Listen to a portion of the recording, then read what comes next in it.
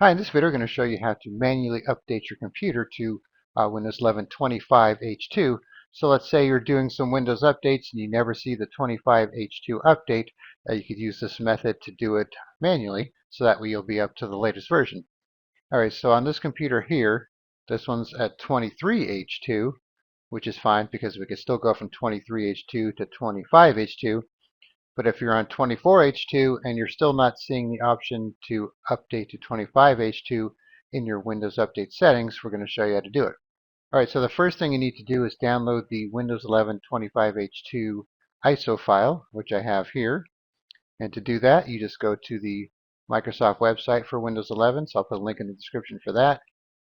And there's a couple ways you do it. The easiest way to do it is just to go down here, download Windows 11 disk image ISO file for x64 devices.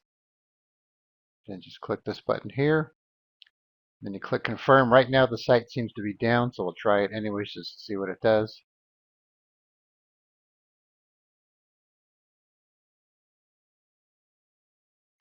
This part could take a couple minutes actually. Alright, so you can see we got this error here, so I'm not sure how long this is going to be down for, but by the time you're watching this it might be totally fine. Alright, so another option is you could use the media creation tool. Just show you this real quick in case you don't have another option here.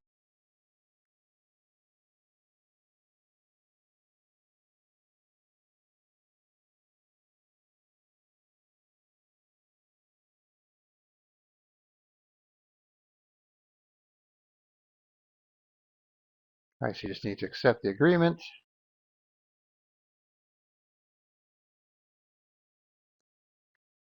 And if you uncheck this box, you can't really change anything. So it should auto-detect your language in your edition here. Then we just click on the ISO file option here,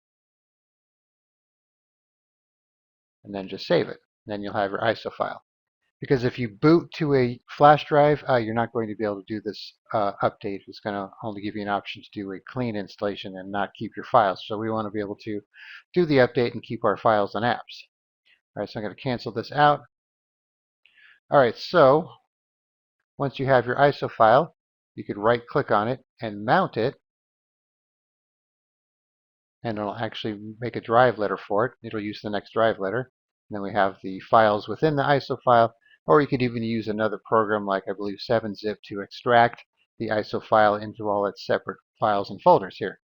Just an extra step that you don't really need to do, but if you don't have the mount option, you could do that. And we also have a video on how to fix the missing mount option, so I'll put a link in the description for that as well, in case you need to do that.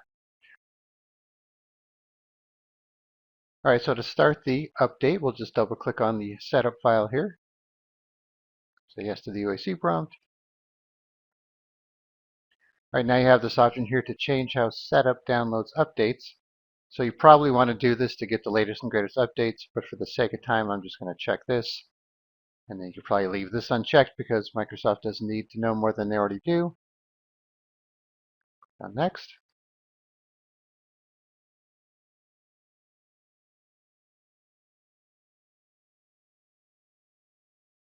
All right, we'll accept the agreement.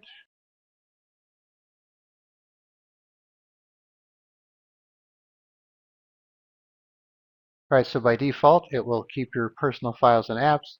Then you could click on this if you want to change it to personal files only or nothing. All right, so we'll keep it here. Click on next.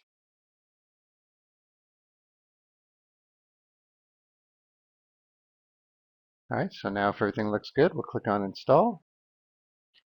All right, so this will take a little bit of time here, maybe reboot once or twice during the process. All right, so I'll pause the video and then be back for the next step. All right, so we just did our reboot here. Now we're doing some updates. So this will take a little bit of time once again, so I'll pause the video once more.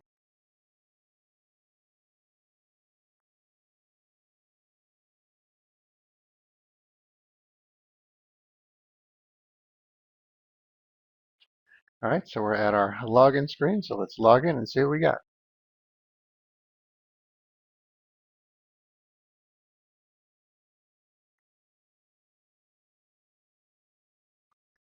All right, so now it's going through the profile setup thing. So you normally see this for new installations of Windows or when you do a major update like this. So this will take a couple minutes as well. So we'll pause the video again. All right, so we're back on our Windows desktops. You can see we still have our ISO file here. And any of our other files should be here as well. Just like that. And any apps we had installed will be there too. All right, so now let's go check out the version to make sure it worked. Go to Settings, System, and About. Now you can see we're at version 25H2. So we went from 23H2, skipped 24H2, and now we're at 25H2. But like I said before, you could go from 24H2 to 25H2 just fine too. All right, so once again, just download the ISO file from the Microsoft website.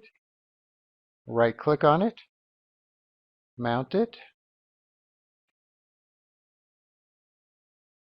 run the setup file here. Just go through the prompts, and it might take you maybe a half an hour or so to do, and that's all there is to it. And I will suggest before doing any of this to back up your personal files just in case something goes wrong. That way you'll be covered if you have to do some type of clean installation to fix things. All right, so give that a shot and then see how the upgrade works for you. All right, thanks for watching and be sure to subscribe.